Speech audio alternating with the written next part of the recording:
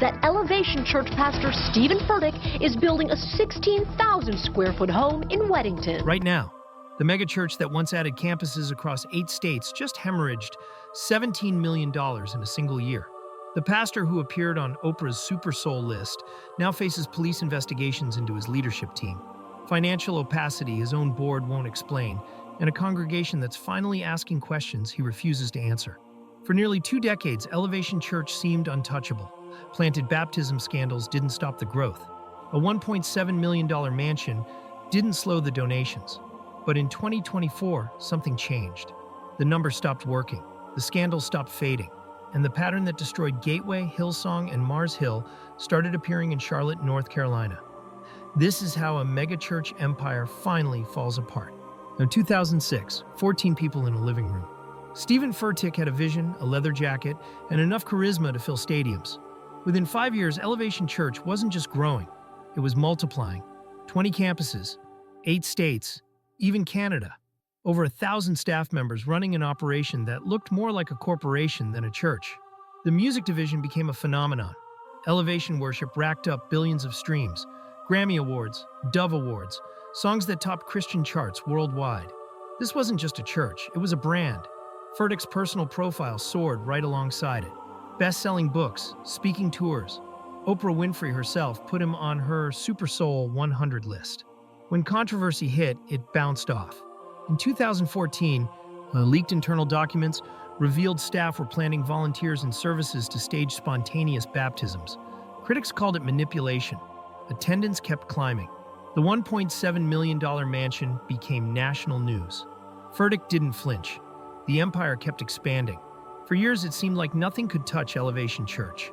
Every scandal made it stronger. Every critique brought more curious visitors. The model appeared bulletproof, but empires don't collapse from outside attacks. They crumble from the inside. And in 2023, the foundation started to crack. The ledgers tell a story leadership never wanted public. 2023, Elevation Church recorded $108 million in regular giving, tithes and offerings flowing in like clockwork. The budget supported over 1,000 employees, multi-site operations, a music empire, and constant expansion. In 2024, that number dropped to $91.35 million, $17 million, gone. In 12 months, this wasn't a gradual decline, this was a free fall, a 16% collapse in core giving at a church built on the promise that generosity brings blessing. The irony was impossible to miss. Leadership scrambled. They launched a special year-end offering, high-pressure appeals, emotional altar calls. That campaign pulled in another $10 million. But even that emergency infusion couldn't hide the crater in the budget. The expense side made the crisis worse. Personnel costs alone consumed $31.88 million, more than a third of the entire budget just keeping staff paid. Central operations and ministry expenses took another $25.29 million. The math was brutal, even with thousands showing up weekly and millions watching online. Yet the financial engine powering Elevation's growth was sputtering. For the first time in nearly 20 years, the prosperity narrative faced a reality check. The formula that built the empire, give more, get more blessed, wasn't working anymore. At least not for the church itself. But the money disappearing was just the beginning. The people were vanishing too. 17,373 people filled Elevation seats each week in 2024. That number barely moved from the year before. Despite new campuses, despite massive outreach budgets, despite social media campaigns reaching millions, weekly attendance flat. But here's where the numbers stop making sense. Elevation reported 21,429 decisions for Christ in 2024. That's people publicly committing their lives to Jesus. Life-changing moments, eternal significance. And that exact same number appeared in the 2023 report. Not one more, not one less. 2 years. Over 40,000 claimed conversions. 0 attendance growth. Where did they go? If tens of thousands are making public faith decisions, why aren't they showing up on Sunday? Are these decisions real or just data points on a performance report? The digital side tells the same story of decline. Elevation's podcast once polled over 500,000 weekly listeners. By 2024, that number dropped to 264,000, a 51% collapse in a single year. YouTube sermons still reached hundreds of thousands, but the core audience was shrinking fast. For a church built on explosive growth, these numbers reveal a hard truth. The expansion stopped, the momentum died, and the congregation that remained was less engaged, teachings, less invested, and less present than ever before. But behind the spreadsheets and attendance charts, a more disturbing crisis was unfolding, one involving children and police investigators. Tim Summers spent over 8 years as Elevation's next-gen pastor. He shaped youth ministry programming, led worship events that drew thousands of teenagers, built relationships with families across multiple campuses. He was trusted, visible, central to Elevation's family brand. February 2025. His employment ended abruptly. The catalyst came from Texas, Red Oak specifically, a small town where Summers worked at Oaks Church between 2009 and 2013, years before joining Elevation. Another youth leader from that era, Jerry Nickerson, confessed to inappropriate contact with a minor. That confession triggered a cascade. Multiple former students came forward. When some described inappropriate text messages from youth leaders, others alleged physical misconduct. The accounts painted a picture of a youth ministry with serious safeguarding failures. Red Oak Police Chief Garland Wolf confirmed Summers is named in an active investigation. In an official statement, Wolf said that based on interviews with those who came forward, police believe something did occur. The case remains open. No charges have been filed yet. But the investigation is widening. Elevation placed Summers on immediate leave in January 2025. By February, his employment was terminated. The church described the decision as mutual. No public statement explained the details. No press conference. No transparency about what leadership knew or when they knew it. Stephen Furtick has not addressed the situation publicly. Not in a sermon. Not on social media. Not in an official church communication. Questions about vetting, oversight, and accountability remain unanswered. For families who trusted Elevation with their children, the silence from the top deepened the unease. This crisis had names, faces, a growing police file, and a leadership team that refused to speak. But Furtick's silence on Summers wasn't the only troubling void. His refusal to address another scandal, this one involving his mentor, raised even more questions. Stephen Furtick has never hidden his admiration for T.D. Jakes. In interviews and sermons, Furtick described Jakes as a mentor, someone he consults before major decisions, someone he looks to for spiritual guidance. The relationship was public, celebrated, and central to Furtick's identity as a pastor. Then 2024 happened, and a federal lawsuit against Sean Diddy Combs referenced T.D. Jakes. The filing alleged Combs attempted to use his relationship with Jakes to deflect abuse allegations.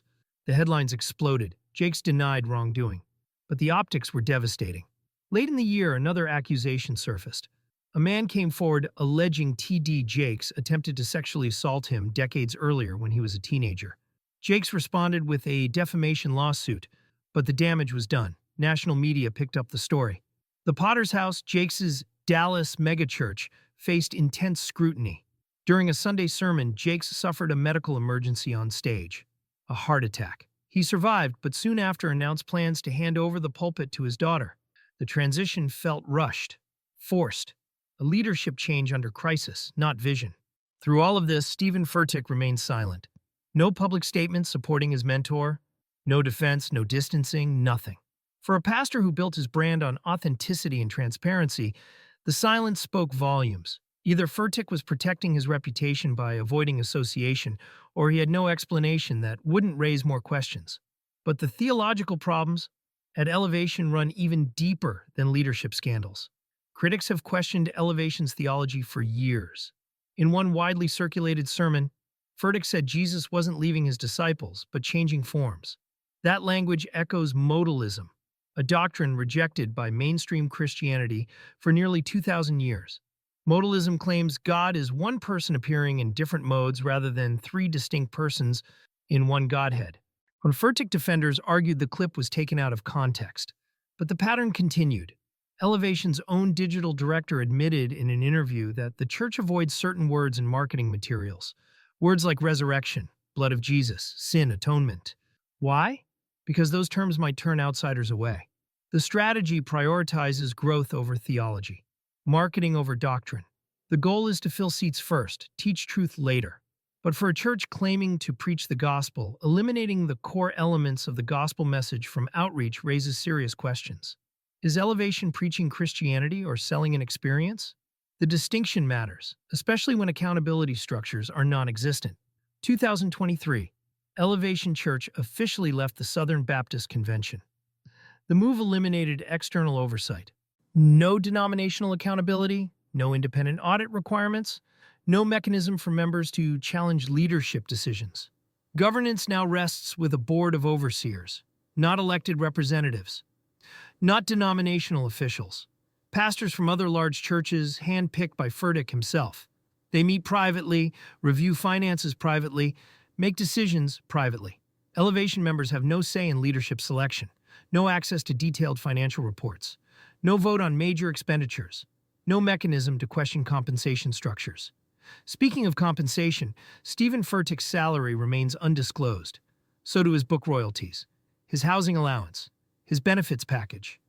The church arranges bulk purchases of his books, creating a closed financial loop that benefits Furtick directly while counting as ministry expense.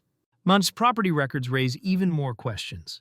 Furtick's $1.7 million mansion made headlines years ago, but the deed doesn't list Stephen Furtick as the owner. It lists James Corbett, an Elevation executive pastor. Why?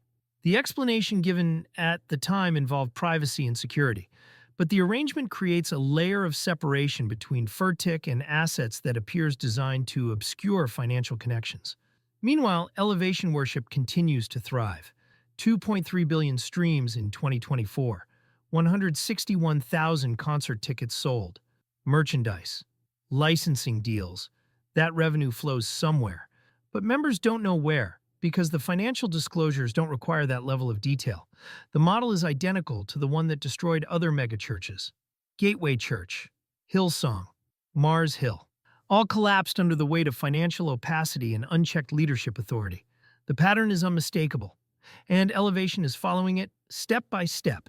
Gateway Church in Texas was one of the largest congregations in America, multi-site, influential, growing, until financial mismanagement and leadership scandals brought it crashing down. Attendance collapsed, campuses closed, the empire disintegrated. Hillsong spanned continents, celebrity pastors, chart-topping worship, a global brand. Until founder Brian Houston's leadership failures, financial irregularities, and moral scandals destroyed it. Campuses worldwide shut down. The name became toxic. Mars Hill in Seattle grew faster than almost any church in American history under Mark Driscoll, until allegations of authoritarianism, financial manipulation, and abusive leadership caused total collapse. The church dissolved entirely. The common thread? Charismatic leader, explosive growth, financial opacity, no real accountability, refusal to address scandals transparently, and a congregation conditioned not to ask questions.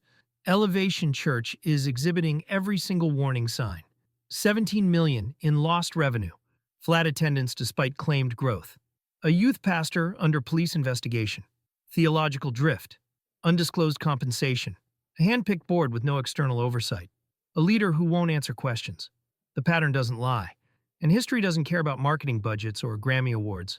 When the foundation cracks, the size of the building only makes the collapse more spectacular. The question isn't whether Elevation will collapse. It's what happens to the thousands of people who built their faith on a foundation that was never solid. The families who trusted their children to leaders no one vetted. The givers who poured $17 million into a budget with no transparency. The real cost isn't measured in dollars or attendance numbers. It's measured in trust. And once that's gone, no amount of production value can get it back. What comes next for Elevation depends entirely on whether anyone inside is willing to demand answers. Drop your thoughts below.